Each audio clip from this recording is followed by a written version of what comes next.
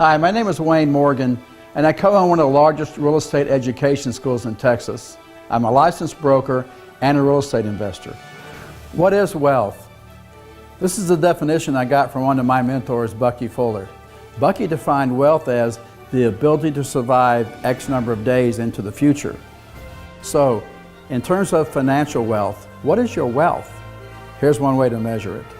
If you stop working for money today, did not convert anything you own to cash, and did not lower your standard of living, how many days into the future could you survive financially?